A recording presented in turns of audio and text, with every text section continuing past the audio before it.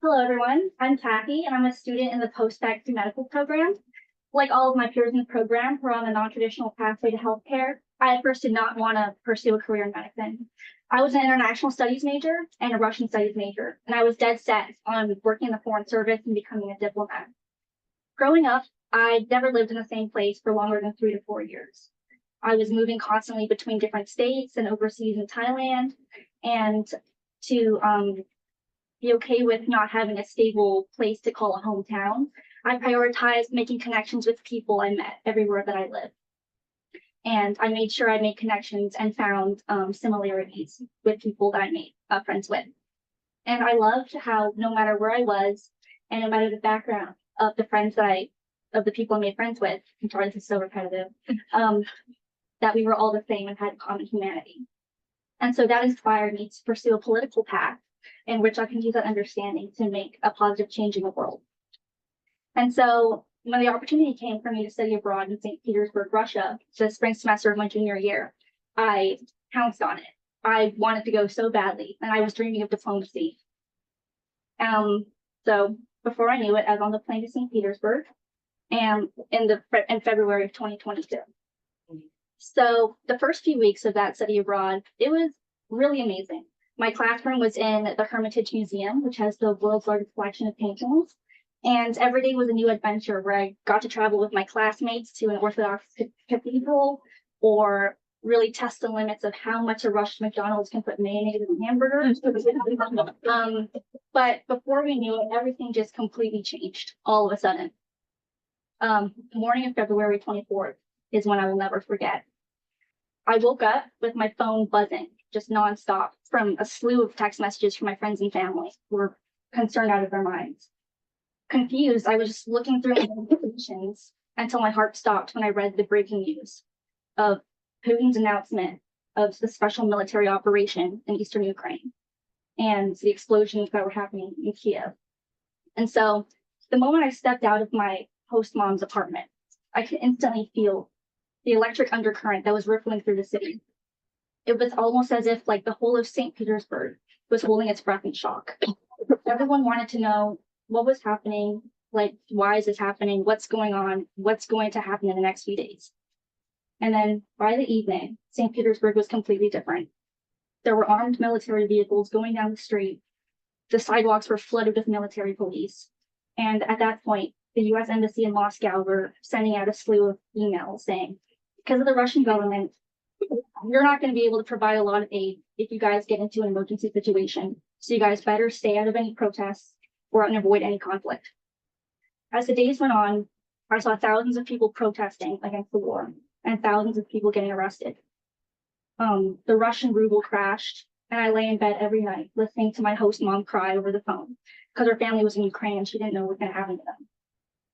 And so as time went on, I really began to realize how the invasion not only separated and divided nations, but it separated the people and the societies within them. I saw that in Russia, that people were starting to categorize themselves as pro-Putin, anti-Putin, or Russian and non-Russian. And me as an American who was very anti-war, I felt that it was best to minimize my presence out on the streets just for my own safety. I felt isolated and I felt silent, and I did not trust the US Embassy was going to help me out at all. In the foreign policy aspect, I was discouraged that the US Embassy couldn't really do anything regarding Putin's decision. And so in real time, I was able to see the limitations of the diplomacy and the system I used to want to be so badly a part of.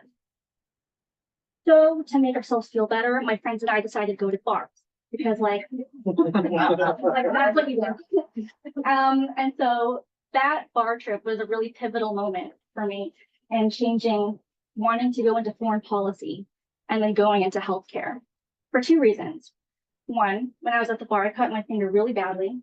And two, when I was at the bar, I also got COVID.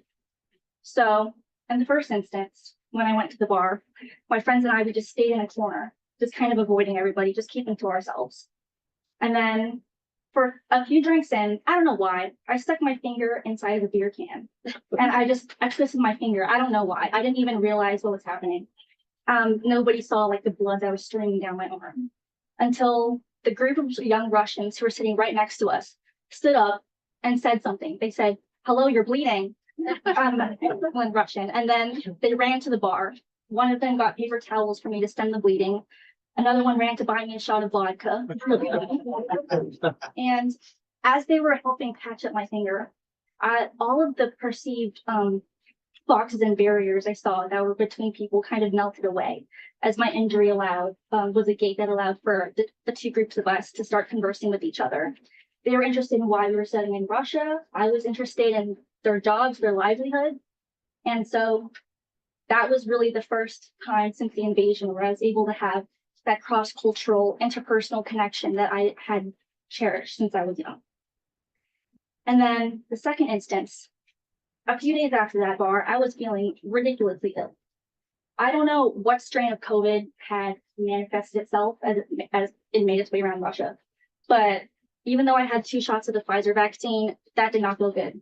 And the directors of the program had to contact the nearby hospital to send a nurse to take care of me at my host mom's apartment. And the second the nurse went into the room, she was exuding a lot of kindness and care, and just like in the bar, her being Russian and me being a foreigner did not come between us at all. She was the nurse and I was the patient that she wanted to care for.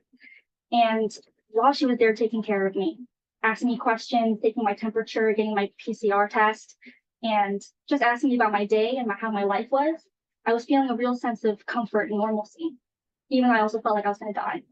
And then I was also super inspired by how, despite the constant feeling of kind of darkness that came with the ever-present economic turmoil and the political oppression that was going on outside, inside that room, it was just me and her, and she just wanted to make me feel better.